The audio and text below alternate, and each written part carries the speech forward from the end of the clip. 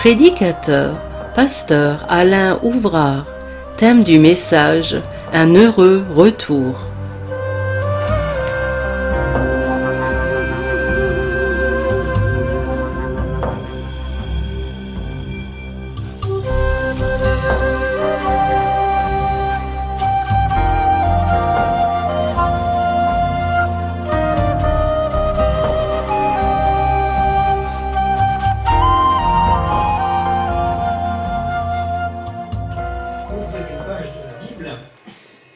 Et je vous invite à faire la lecture d'une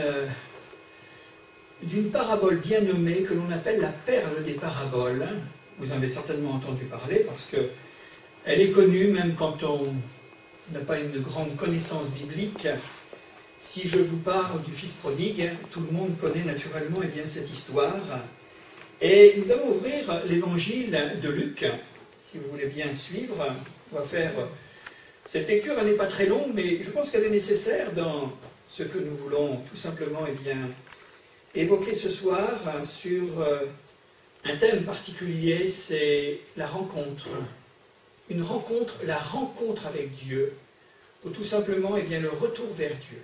Alors, Luc, chapitre 15, je vous ai dit, verset 11, et nous avons ce texte que je vais relire simplement. Jésus dit encore, un homme avait 2 fils. Le plus jeune dit à son père, « Père, donne-moi la part de bien qui doit me revenir. » Et le père leur partagea son bien. Peu de jours après, le plus jeune fils, ayant tout ramassé, partit pour un pays éloigné où il dissipa son bien en vivant dans la débauche. Lorsqu'il eut tout dépensé, une grande famine survint dans ce pays, et il commença à se trouver dans le besoin. Il alla se mettre au service d'un des habitants du pays qui l'envoya dans ses champs garder les pourceaux. Il aurait bien voulu se rassasier des carouges que mangeaient les pourceaux, mais personne ne lui en donnait. Étant rentré en lui-même, il dit « Combien d'ouvriers chez mon père ont du pain en abondance, et moi ici je meurs de faim. Je me lèverai, j'irai vers mon père, et je lui dirai, mon père, j'ai péché contre le ciel et contre toi. Je ne suis plus digne d'être appelé ton fils. Traite-moi comme l'un de tes ouvriers. Et il se leva et alla vers son père. Comme il était encore loin, son père le vit et fut ému de compassion. Il courut se jeter à son cou et l'embrassa. Le fils lui dit, mon père, j'ai péché contre le ciel et contre toi. Je ne suis plus digne d'être appelé ton fils. Mais le père dit à ses serviteurs, apportez vite la plus belle robe et revêtez-le. Mettez-lui un anneau au doigt et des souliers aux pieds. Amenez le veau gras et tuez-le, mangeons et réjouissons-nous. Car mon fils que voici était mort et il est revenu à la vie. Il était perdu, il est retrouvé. Et ils commencèrent à se réjouir. Voilà la joie qui marque cette histoire qui commence sombrement, mais qui va trouver son aboutissement à travers le bonheur de se retrouver. Le bonheur du retour. Il y a un verbe qui revient assez souvent et qui est emprunté par les prophètes de l'Ancien Testament comme les écrits du Nouveau. C'est bien ce verbe revenir. Alors venir à Dieu, perdre Dieu de vue à un moment ou un autre de notre existence et revenir vers lui. Ça, c'est quelque chose qui est très beau. Et c'est précisément, justement, dans cette belle image que Jésus, va nous enseigner, nous enseigne sur ce que peut être, ce que peut devenir un homme qui s'est perdu, qui s'est égaré, qui, finalement, a rompu, nous pourrions dire, les amarres, si on prend une idée de navigation, pour tout à nouveau, revenir là où il est parti, au port d'attache. Et c'est vrai qu'elle a été commentée, cette histoire. Cette parabole, elle a fait le tour du monde, elle a traversé les temps et les époques, mais elle reste toujours, une image d'une valeur certaine. Et elle n'est pas seulement vécue dans le caractère, de la foi, mais je pense que c'est l'histoire de beaucoup d'hommes qui reviennent là d'où ils n'auraient jamais dû partir. et qui, quelque part, eh bien, vont faire des expériences. Et au cours de ces expériences, ou tout simplement les leçons des expériences vont les ramener à peut-être non seulement regretter, avoir des remords, mais plus que cela, parce que c'est un enseignement véritable de la Bible, à se repentir.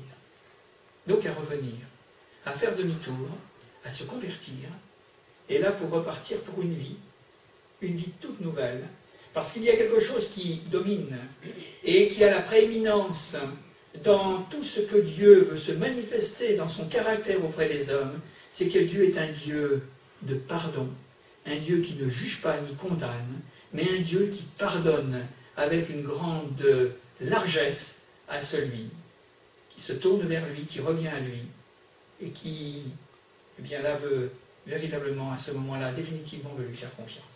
Alors, simplement pour rappeler quelques éléments de cette parabole, brièvement, vous savez que le chapitre 15 de l'évangile de Luc comporte 4 images.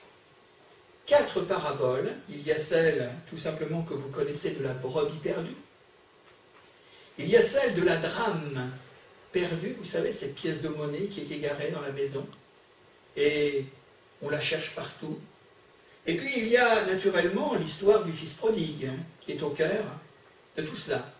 Et puis il y a l'histoire aussi du fils aîné, c'est-à-dire le frère du prodigue, qui lui va avoir un comportement, eh bien, tout à fait particulier, parce qu'il est perdu, mais lui ne revient pas. Alors, dans ces 4 paraboles, celle de la brebis perdue, elle est recherchée par le berger. Vous connaissez, hein, c'est des images touchantes. Et le berger va aller à travers, eh bien là, toute la montagne, dans l'obscurité, chercher la brebis, il va la ramener, donc il la recherche, et il la trouve. L'histoire de la drame dont je vous ai parlé, cette drame égarée, il nous est dit que cette femme qui a égaré cette pièce qui est une valeur certaine, eh bien, elle va la chercher partout, elle va faire le nettoyage dans toute sa maison, elle va remuer les meubles, elle va bouleverser de toute fond en comble, et à un moment donné, elle la trouve. Et elle la recherche, et elle la trouve. Quant au fils aîné, je l'ai dit il y a un instant, il est convié à rentrer tout à nouveau à la maison, dans la maison paternelle. Et lui, il est recherché, mais il refuse, finalement, de se laisser trouver. Alors, il va rester dans son obstination, et il est perdu, il restera perdu. Et puis il y a le fils prodigue que personne ne recherche. Vous avez remarqué, il y a une recherche sur les 3 premières paraboles dont je vous ai parlé, mais quant au fils prodigue, le père ne sort pas de la maison. Il ne va pas le rechercher là dans ce pays éloigné où il a mené brillante et joyeuse vie. Il l'a laissé partir et il ne le recherche pas, figurez-vous. Et ça, c'est une question qui nous est posée. Pourquoi n'est-il pas recherché ? Personne ne va, eh bien, à sa rencontre pour lui dire « reviens à la maison ». Pour nous dire cette leçon, avant de commencer, c'est que ce fils prodigue doit revenir tout seul. Je vais vous expliquer pourquoi. Il doit revenir tout seul parce qu'il connaît le chemin du retour. Et c'est ça. Et vous savez, si vous mettez ça dans l'histoire des hommes d'hier et d'aujourd'hui, on peut être la brebis perdue. On peut être la pièce égarée, la drame. On peut être le fils prodigue, le fils aîné, qui s'obstine. Mais on peut être également le fils prodigue, qui s'est volontairement perdu parce qu'il l'a voulu, d'une manière déterminée, mais il n'a pas oublié une chose, c'est qu'il connaît le chemin du retour pour la maison. Et il va falloir qu'il revienne par lui-même. Mais à travers un acte tout à fait particulier, que nous allons découvrir, que nous allons redécouvrir naturellement et que vous avez déjà eh bien compris. Il a su faire cette allée pour se perdre. Il connaît là le chemin pour se perdre. Mais il connaît aussi le chemin pour revenir. C'est-à-dire le chemin pour trouver tout à nouveau eh bien, la vraie vie. Alors, ça se présente de cette manière dans ce que Jésus nous dit. Un homme riche, probablement un homme établi, avait 2 fils. Voilà les choses qui nous sont... C'est très lapidaire. Et puis à un moment donné, le plus jeune, donc le prodigue, eh bien, va solliciter son père en lui disant « Donne-moi la part de bien qui me revient ». Alors assez étonnant, parce que finalement son père n'est pas mort, il n'est peut-être pas près de mourir, mais lui, il avait déjà sa part d'héritage. Chose assez étrange, qui se voit de plus en plus aujourd'hui dans notre société moderne, mais donne-moi la part de bien qui doit me revenir. Et sans rien faire, enfin, sans rien dire, sans protester, le père leur partagea son bien. Voilà, il lui a donné sa part. Ce qui n'était pas tout à fait normal, parce que bon, en principe, un héritage, ça se fait au moment où celui qui disparaît lègue naturellement et bien particulièrement à ses enfants. Et voilà qu'il s'en va. Il est content, il est heureux parce qu'il s'éloigne de quelque chose qu'il connaît bien, la maison familiale, où il s'ennuie à mourir, parce que c'est toujours la même chose. C'est pas drôle de vivre les choses depuis notre enfance, dans lesquelles, eh bien, on a vu tellement de choses répétitives, tellement de choses revenir, et puis il doit y avoir quand même quelque part autour de soi des choses plus intéressantes. C'est dans cet esprit que ce garçon, ce jeune homme, part. Il se dit, moi maintenant, à moi la vie, et peut-être qu'il pourrait préciser, à moi la belle vie, et je vais m'amuser, je vais vivre comme je l'entends, parce que loin des yeux, loin du cœur, vous connaissez cette parole. Alors le père l'a laissé partir. Et puis, il n'a pas attendu très longtemps, puisqu'il nous est parlé de peu de jours après le partage, le plus jeune fils, ayant tout rassemblé, est parti pour un pays éloigné. C'est-à-dire, il s'est dit, plus j'irai loin, mieux ça vaudra, parce que comme ça, on n'entendra plus parler de moi. Et puis, voilà, il y aura une séparation. Et là, il nous est simplement dit qu'il a dissipé son bien, mais pas de n'importe quelle manière. Il a dissipé son bien en vivant dans la débauche. Donc, son intention, c'était de vivre et de, comment dit-on, de flamber, vous savez, de craquer, de manger la vie ou de brûler la vie par les deux bouts. Et il avait les moyens puisqu'il était riche. Alors, à ce titre, quand on est à sa place, eh bien, on a certainement beaucoup d'amis, mais quand il n'y a plus d'argent, il n'y a plus personne. Et c'est ce qui va lui arriver, c'est une catastrophe qu'il n'avait pas prévue. Parce qu'il avait toujours été heureux, il n'avait jamais connu de problèmes, de catastrophes, il n'avait jamais connu de difficultés dans la maison du Père. Et là, dans cette situation dans laquelle il s'était mis volontairement, d'une manière déterminée, en disant maintenant, à moi la vie, et ça va être formidable, extraordinaire, il y a une chose qu'il n'avait pas prévue. C'est que Dieu est le maître du temps et des circonstances, et les choses peuvent changer brutalement, radicalement, et se retrouver, eh bien, comme il nous est dit, lorsqu'il eut tout dépensé, il n'avait pas eu la pensée de garder quelque chose. Lorsqu'il eut tout dilapidé, une grande famine survint sur ce pays. Voilà. C'est-à-dire que ce n'est pas venu par les hommes, ce n'est pas venu par quelque chose mais c'était tout simplement, eh bien, le fait des circonstances et d'événements de la nature.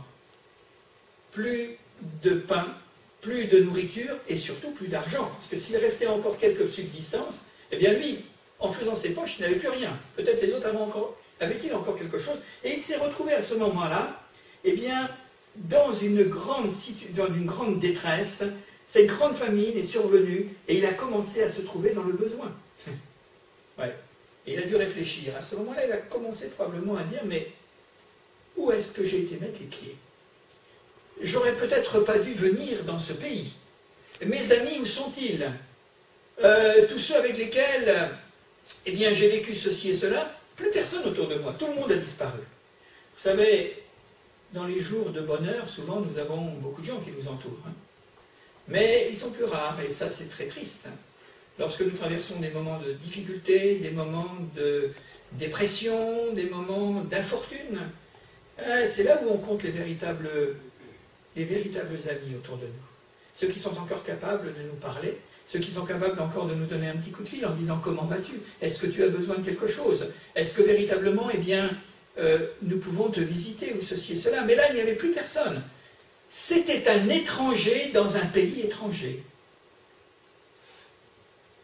Alors, ces circonstances, eh bien, l'ont amené. Et croyez bien que ces circonstances l'ont amené à ce que Dieu voulait qu'il comprenne. Situation, circonstances, renversement de situation ont permis à ce garçon de réfléchir sur son état. Jusqu'alors, quand tout allait bien, sans problème et sans difficulté.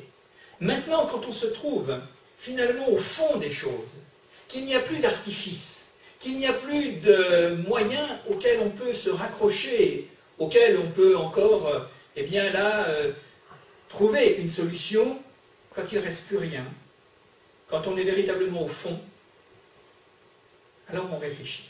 Vous savez que dans le livre de l'Ecclésiaste, il est dit, ou le livre des Proverbes, il est dit ceci, « Au jour du bonheur, réjouis-toi. » Et ce n'est pas défendu de se réjouir. Mais au jour du malheur, réfléchis. Et il a été certainement frappé par ce retour de fortune, ce retour d'événements, et là, à tel point qu'il a pris conscience dans quel état il se trouvait. Jusqu'alors, il pouvait toujours se donner de bonnes raisons. Et comme il avait rompu, comme il pouvait dire maintenant, papa ne sait pas où je suis, il ne sait pas ce que je fais, il ne sait pas ce que je suis devenu. Eh bien, comme c'est moi qui ai pris l'initiative de marcher tout seul, en indépendant, mon père, qui est riche, toujours dans sa maison, eh bien, il ne peut pas me donner d'argent parce que je n'ose pas, moi, lui demander qu'il m'envoie de l'argent. Parce que s'il m'envoie de l'argent pour continuer, peut-être va-t-il me poser la question.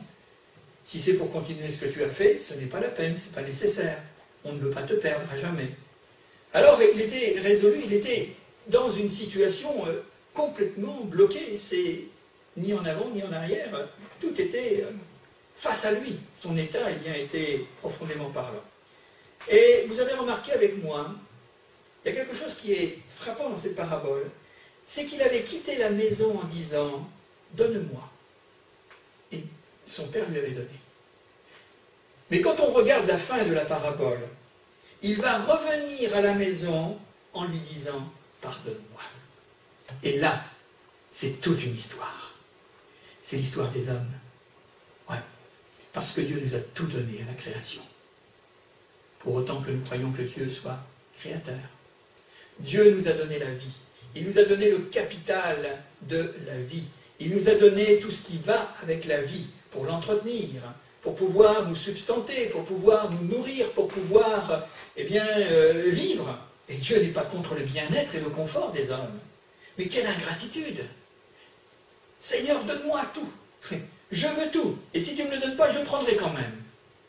Et c'est comme ça que les hommes sont tombés dans l'indépendance de Dieu, du Créateur.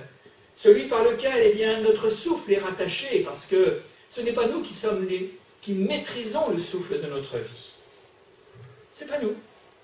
Cette humanité qui, depuis des siècles et des siècles, erre dans ce monde, sur cette terre, sur cette planète, eh bien, ne cesse finalement de dire « donne-moi ». Et si tu ne me donnes pas, je prends de force. Et c'est ce que l'on voit, et la société dans laquelle on est, une société où les gens sont tardis pour s'accaparer, pour prendre, voler, piller, enfin tout ce que vous voudrez, y compris par les moyens de la guerre, de toutes sortes de choses qui ne sont pas forcément bien très belles. Alors donne-moi. Il y a une chose que Dieu voit rarement, c'est des hommes qui reviennent à lui en lui disant « pardonne-moi ». Et ça nous ramène au cœur du message de l'Évangile. Et nous sommes tous au bénéfice de cette prière de Jésus à la croix lorsqu'il était suspendu sur la croix, tous au bénéfice de cette prière. Elle est pour nous, elle est pour chacun d'entre nous. Elle est pour tous ceux qui un jour ouvriront la Bible et comprendront cela. Elle est pour tous ceux qui écouteront précisément peut-être ce message quand Jésus donne la première parole parmi les 7 à Golgotha, « Pardonne-leur parce qu'ils ne savent ce qu'ils font » et nous sommes au bénéfice de cela. Alors Dieu nous a donné. Dieu nous a donné en abondance. Si nous savons y regarder. Si Dieu nous a donné avec profusion, sans restriction aucune. Et qui est encore capable de le reconnaître et de lui dire merci Seigneur pour ce que tu m'as donné. Alors comme ce jeune homme, de cet héritage, de ce potentiel et de ce capital de vie, qu'est-ce que nous en faisons? Vous savez que notre vie, elle est précieuse. Elle a de la valeur, notre vie, aux yeux de Dieu. Je parle avec des textes bibliques, hein, voilà, tout simplement. Et si c'est pour la dilapider, si c'est pour la gâcher, si c'est pour en faire de la vulgarité ou de la grossièreté, finalement de la perdre, alors à ce moment-là, vraiment, on peut dire que nous touchons à cet état qui est celui de l'humanité, d'une humanité sans Dieu, que l'on appelle la perdition, la mort spirituelle. Alors on y reviendra. à ce « pardonne-moi, Seigneur ». Je voudrais faire simplement une réflexion, parce qu'en entendant cela, il peut y avoir toutes sortes de choses qui montent à notre esprit, qui n'est peut-être pas le cas de notre fils prodigue, mais qui peut être aussi au fond de notre cœur. Est-ce que parfois nous pensons avoir commis une faute ou un mal impardonnable qui nous barrerait la route, comprenez, en disant « je suis trop mauvais, je suis trop sale, je suis trop ceci ou cela. Et je ne sais pas si je peux encore être absous de mes fautes. » Vous savez qu'il y a beaucoup de gens qui raisonnent comme ça, qui ont la pensée de Dieu lorsque les choses sont au pire dans leur existence, et qui disent « c'est pas possible, les autres oui, mais pas moi ».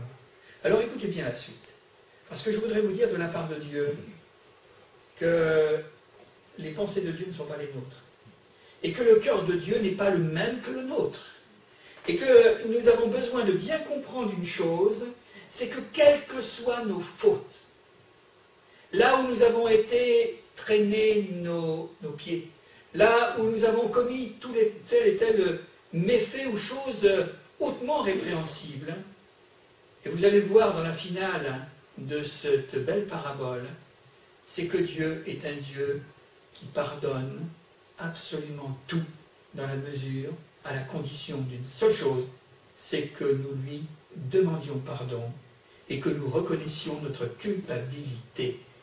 Comme trop souvent notre monde et les hommes ont ce réflexe, ce n'est pas moi Seigneur, mais ce sont les autres. Lui, il n'a pas dit ce sont les autres, il n'a pas dit c'est mon père, c'est les gens de la maison de mon père, c'est mon frère, il n'a pas dit ce sont mes copains de débauche qui m'ont lâché. Il a parlé de lui-même, il a pris la première personne du singulier, je. Alors je voudrais vous dire qu'il y a d'abord une consolation pour ceux qui écoutent la parole, c'est que Dieu est un Dieu de pardon. Dieu est un Dieu de justice, c'est vrai. Mais sa miséricorde et son pardon sont infiniment supérieurs à son jugement. C'est l'Évangile, c'est le message de l'Évangile. Vous savez que ce garçon avait voulu vivre sa vie selon ses propres règles. Il avait balancé les règles de son père, les règles de la maison paternelle. C'était trop routinier. Et puis il y avait des choses qu'on avait envie de faire et qu'on ne pouvait pas faire parce que bon, voilà, c'était comme ça. Alors il s'était établi ses propres règles. Il en était venu à à vivre ses propres choix. Et vous savez que ses rêves sont devenus un véritable cauchemar. Vous savez, le rêve, faisons attention, hein, parce que le rêve, ce n'est pas la réalité. Et quelquefois, il faut avoir les pieds sur terre, et certains l'ont appris à leurs dépens. C'est qu'en voulant vivre un rêve, une aventure, hein, ils se sont retrouvés dans une situation comme celui qui nous occupe ce soir, et là, le rêve est devenu un cauchemar, à tel point qu'il a tout dépensé, il y a une grande famine, il a commencé à se trouver dans le besoin, et à ce moment-là, il alla se mettre au service d'un des habitants du pays, qui l'envoya dans ses champs garder les pourceaux. Mais c'est pas fini. Il aurait bien voulu se rassasier des carouches que mangeaient les pourceaux, mais personne ne lui en donnait. Imaginez-vous la dégringolade. Plus ça va, plus il descend. La famine est là, pardon, et il n'a d'autre que lui, le fils de maison, celui que l'on servait, devenir, non pas serviteur, mais devenir un esclave, d'un marchand de pourceaux. Vous savez ce que c'est que les pourceaux? Ils ont d'autres noms dans notre langage familier. Ce sont des cochons, vous comprenez, hein? Ou les porcs, si vous voulez. Pour un juif, parce que remettons ça dans le contexte du judaïsme, imaginez-vous ce que ça pouvait être. Un juif n'aurait jamais élevé ou gardé des porcs. C'était un sacrilège, c'était pas possible. Lui, il va se retrouver dans tous les domaines, sur le plan moral, sur le plan religieux, dans tous les domaines, au plus bas de l'échelle. Et il a faim. Donc son rêve devient un cauchemar. Il a faim, parce que quand il voit les pourceaux manger,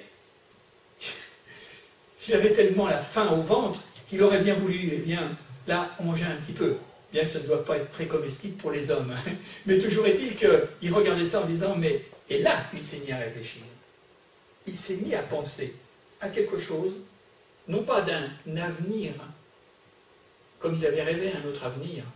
Il a regardé vers le passé à ce moment-là. Quelquefois, c'est bon de regarder par où on est passé. ce qu'on a eu, ce qu'on n'a plus. Ce qu'on était, ce qu'on est devenu. Vous comprenez? Alors, à ce moment-là, donc, il est au cœur du cauchemar. Mais il y a une qualité chez ce garçon, c'est qu'il n'a pas fui.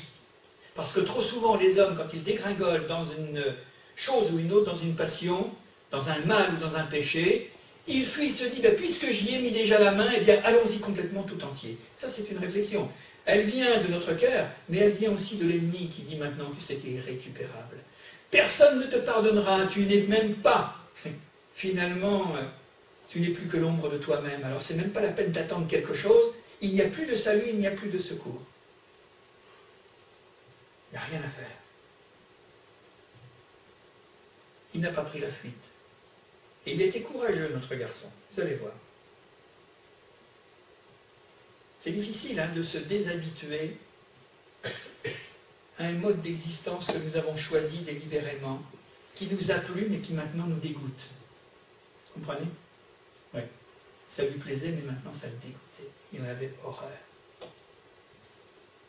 Et ce mode de vie qu'il avait, quand il est parlé de débauche, vous pouvez vous imaginer tout ce que ça pouvait le comporter.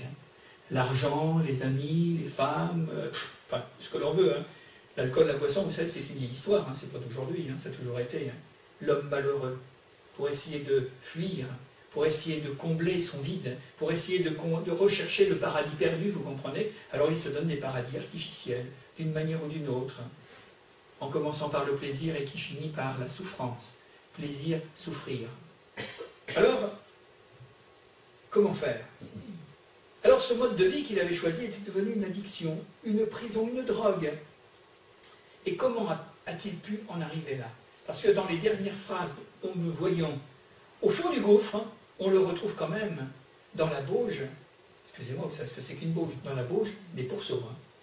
Comment en est-il arrivé là? Comment peut-on descendre comme ça? Et quelle compagnie?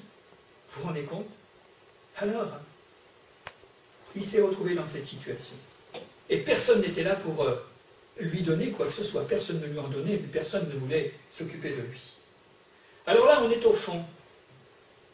Mais permettez-moi de dire qu'avec Dieu, il y a toujours de l'espoir, il y a toujours une belle espérance. Parce que c'est comme en matière de natation ou de plongée. Une fois que vous avez plongé, vous touchez le fond avec le pied, vous remontez, si vous voulez. Si vraiment nous voulons remonter. Et c'est ce qui s'est passé pour lui.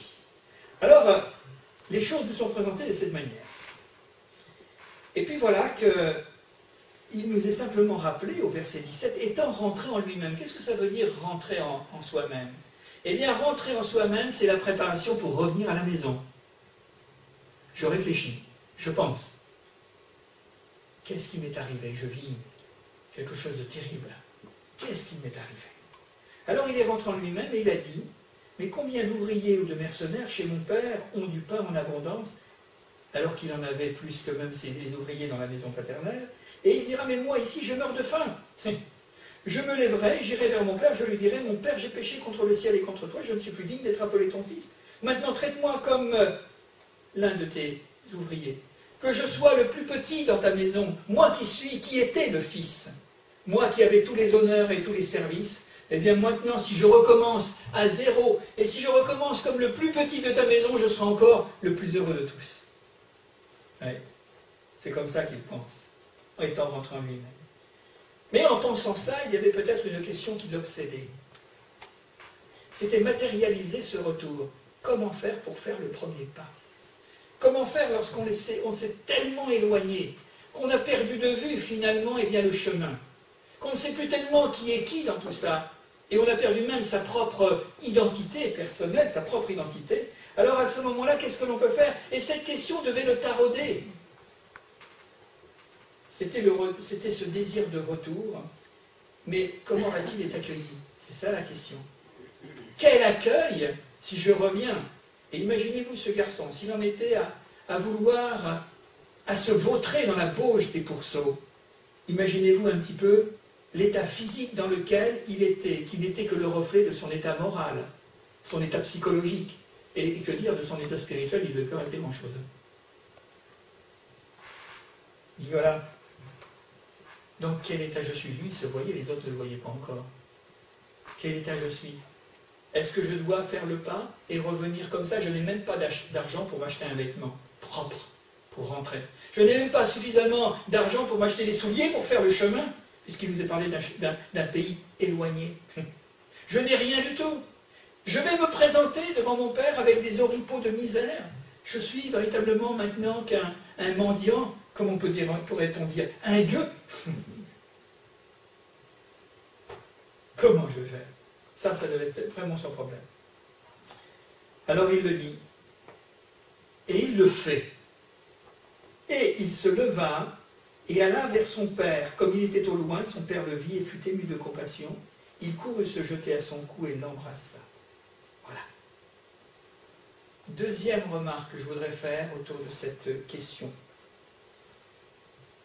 Vous savez que notre vie peut changer du tout au tout, quel que soit l'état, la situation, les circonstances dans lesquelles nous sommes.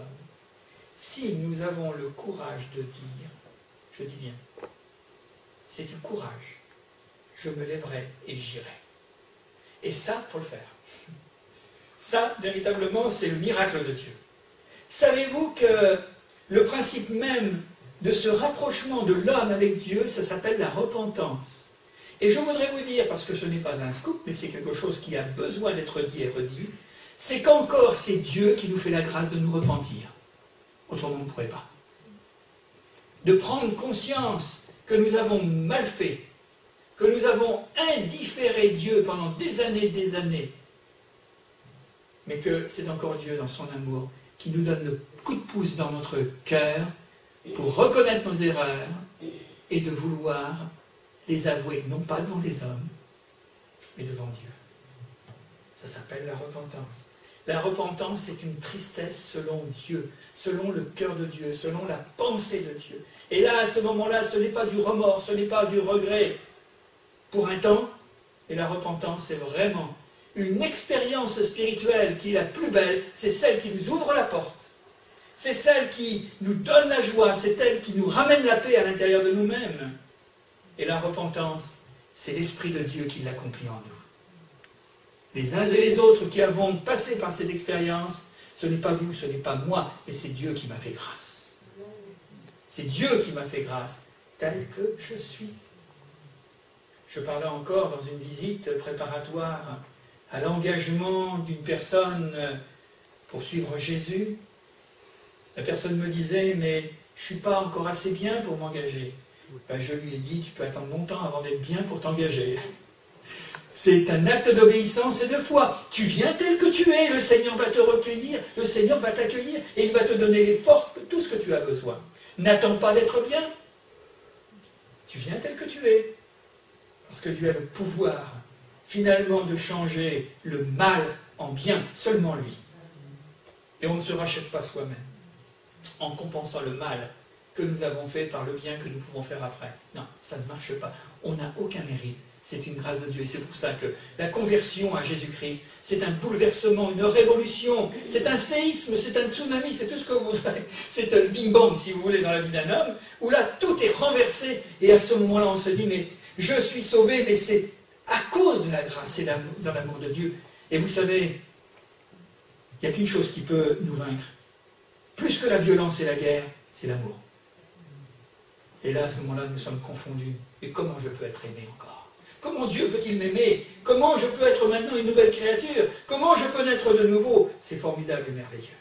Alors, il a eu le courage de dire « je me lèverai et j'irai ». Donc c'est un acte de volonté. Ce que nous avons besoin ce soir d'apprendre, c'est que nous avons besoin d'avoir une volonté qui soit raffermie, qui soit rétablie, qui soit ranimée, qui soit vivifiée et confortée, encouragée. Comme Jésus le dira à un homme qui, lui, c'était une maladie physique, à la piscine de Bethesda, il était boiteux de 38 ans, depuis 38 ans, et Jésus lui dira simplement cette question, veux-tu être guéri? Eh bien, la même question peut être posée dans le cadre de notre réflexion ce soir, veux-tu être pardonné? Veux-tu être délivré de toutes tes misères? Veux-tu être sauvé? Veux-tu revenir à la maison? Tout simplement. Seigneur, donne-moi cette volonté. Ma volonté est tellement faible devant le mal. Ma volonté est tellement vaporeuse que je dis oui maintenant et puis dans quelques instants je vais dire non parce que tout ça, ça change. On a besoin d'être guéri dans notre volonté. Veux-tu être guéri dans ta volonté? Puis je vais terminer par 3 pas vers la délivrance et la liberté et le pardon de Dieu. Le premier pas, c'est de décider, comme il l'a fait, quand il dit « je me lèverai, j'irai vers mon Père et je lui dirai », c'est de décider de reprendre le contrôle de nos dérives dont nous sommes conscients et de nos égarements. C'est quand il s'est trouvé dans la misère, dans la faim, dans la bauge, au pourceau, que là il s'est dit « il faut que ça s'arrête, il ne faut pas que ça aille plus loin, autrement je vais finir par en mourir, je vais me perdre complètement et totalement ». Alors à ce moment-là, quand il a touché le fond, il s'est dit « maintenant non, il faut reprendre la bonne direction ». Et il faut le faire, parce que c'est nécessaire, et Dieu va nous donner la force de le faire avant que les circonstances ne s'en chargent et nous détournent encore plus loin. Parce que le but, finalement, de notre adversaire, quand il voit que nous nous approchons de Dieu, c'est de nous pousser encore plus loin, pour que nous puissions, eh bien, qu'il n'y ait plus aucun espoir.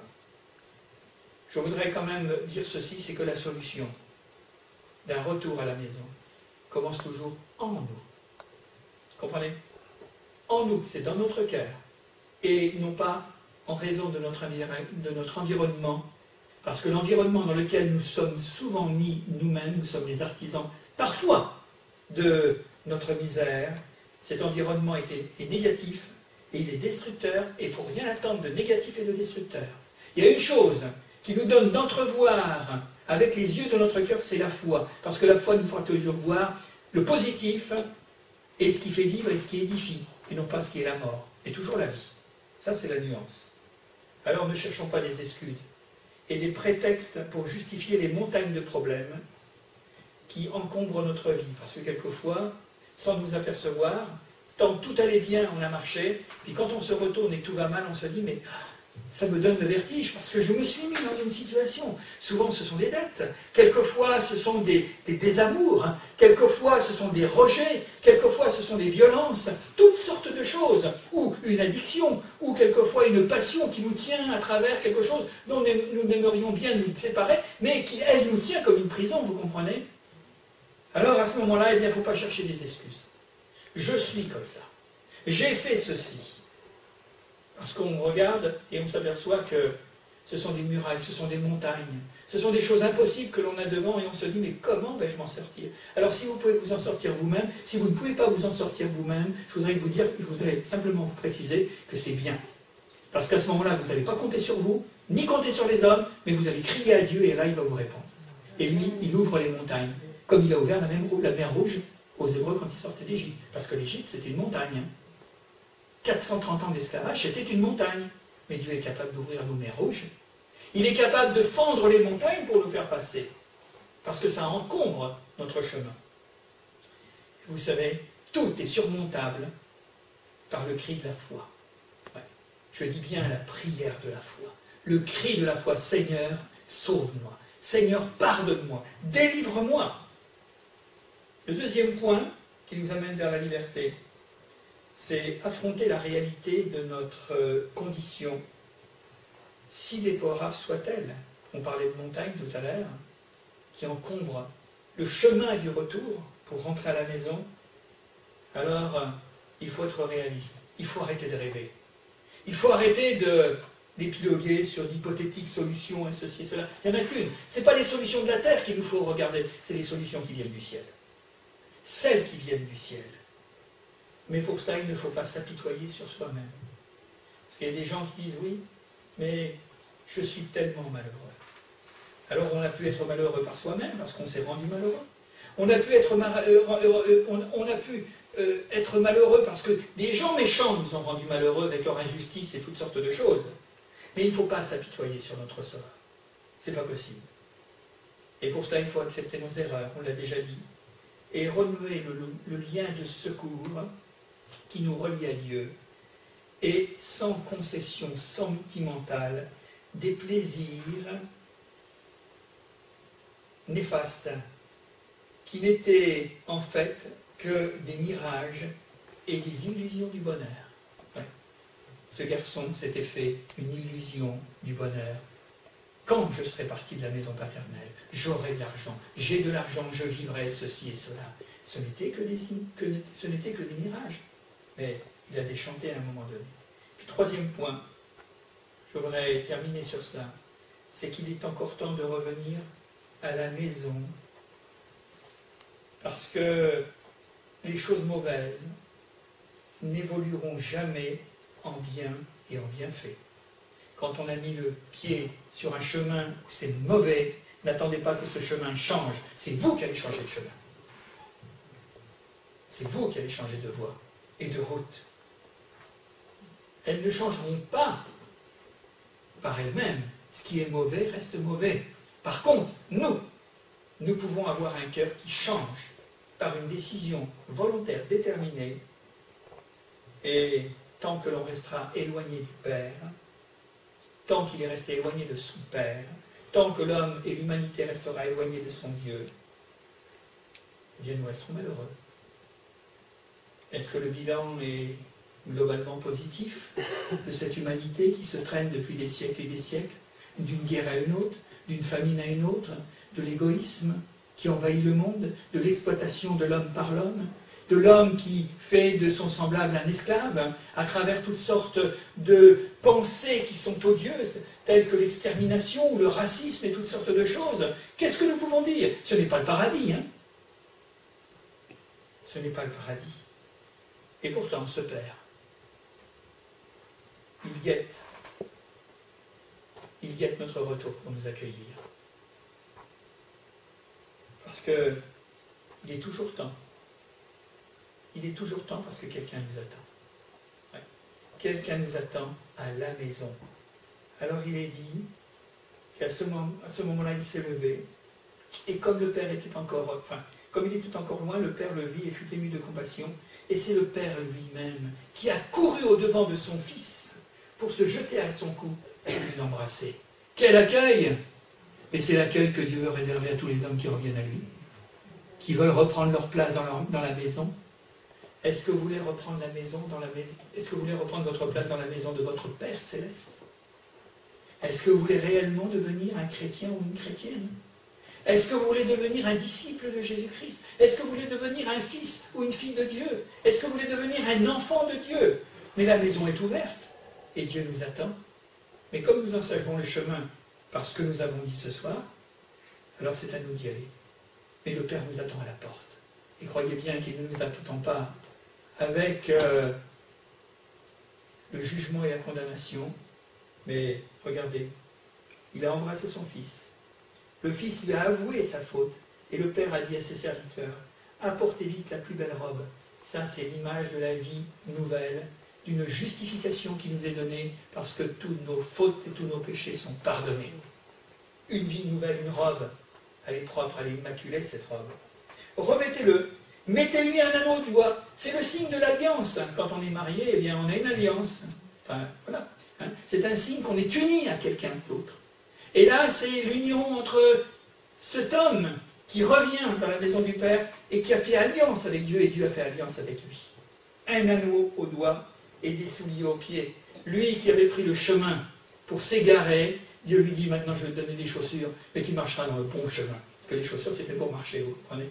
C'est pas fait pour s'égarer. C'est pas fait pour autre chose. Alors, le Père dira, mais réjouissons-nous, parce que mon fils qui était perdu, il est revenu. Mon fils qui était mort est revenu à la vie. Il était perdu, mais maintenant il est retrouvé. Que Dieu nous bénisse ce soir. Que Dieu nous donne sa grâce. Elle est belle, cette parabole. Hein. Elle est magnifique. Eh bien, on va prier. On va prier maintenant, parce que ce Père céleste, eh bien, attend tous ceux qui sont disposés à aller vers lui et à les accueillir et à les bénir. Nous allons prier. Seigneur, nous voulons te rendre grâce et te remercier parce que quelle belle parole que la parole du Fils prodigue. Nous savons, Seigneur, qu'il y a quelque chose d'extraordinaire. Et par-delà les mots d'un homme, par-delà les explications d'un prédicateur, Seigneur, il y a quelque chose qui est fort, c'est l'action de ton Saint-Esprit. Et cela, c'est invisible. Tu parles dans les cœurs, tu parles dans les vies, tu parles aux consciences. Et puis, nous pouvons tellement bien nous reconnaître, que l'on soit en effet un homme ou une femme, un jeune homme ou une jeune femme, Nous croyons, Seigneur, qu'il y a toujours quelque chose qui nous ramène à ressembler à ce Fils prodigue, à la recherche d'une hypothétique liberté qui est finalement un emprisonnement, à la recherche d'une vie pleine, une vie d'aventure. Oui, Seigneur, mais souvent les aventures se terminent dans une situation tellement épouvantable, tellement misérable, qu'à ce moment-là, nous prenons dégoût même de notre propre existence. Alors s'il y a la pensée de revenir à la maison, s'il y a la pensée de renouer, Seigneur, avec ce lien essentiel du bonheur qui est Dieu, eh bien, Seigneur, nous n'avons rien à craindre. Dans la mesure où tu confortes notre volonté et que nous pouvons dire « je me lèverai et j'irai vers mon Père et je lui dirai ». Alors ça, c'est la confession. Tout simplement, reconnaître nos fautes et lui dire que nous avons besoin de son pardon. Et avec le pardon arrive la joie. Avec le pardon, Seigneur, nous trouvons la paix, Seigneur, de notre conscience, dans nos pensées, dans notre esprit, dans notre vie en général. Alors, Seigneur, dans le nom de Jésus, nous voulons te rendre grâce et te remercier parce que tu fais ton œuvre maintenant, au fond des cœurs, dans les vies, dans les consciences. Oui, Seigneur, tu frappes à la porte et tu nous demandes simplement si nous voulons ouvrir. Et si nous ouvrons, Seigneur, eh bien, c'est toi qui nous donnes la robe de la justification dans notre foi en Jésus-Christ. C'est toi qui fais alliance tout à nouveau avec nous, nous qui avons brisé l'alliance. Eh bien, tu nous donnes une nouvelle alliance, donc une nouvelle vie. Puis tu nous donnes, Seigneur, pour notre marche nouvelle, des souliers, Seigneur, qui nous conduisent dans les sentiers, Seigneur, qui sont les tiens, les sentiers de ta volonté pure, vraie, Seigneur. Et nous voulons te rendre grâce pour cela. Bénis-nous, Seigneur. Remplis nos cœurs et parle-nous encore. Par-delà les paroles, nous croyons qu'il y a l'action, Seigneur, puissante de ton esprit, dans chacun d'entre nous, Seigneur. Et là, Seigneur, tu fais ton œuvre. Alors nous voulons te dire, eh bien, Seigneur, maintenant je me lève. Je viens vers toi et je te dis tout ce qui s'est passé dans ma vie. Des choses que tu connais déjà, mais Seigneur, dont tu veux me délivrer, dont tu veux véritablement me purifier, afin que je sois une nouvelle créature, un homme nouveau. Merci, Seigneur. Merci dans le nom de Jésus pour ta parole merveilleuse. Amen.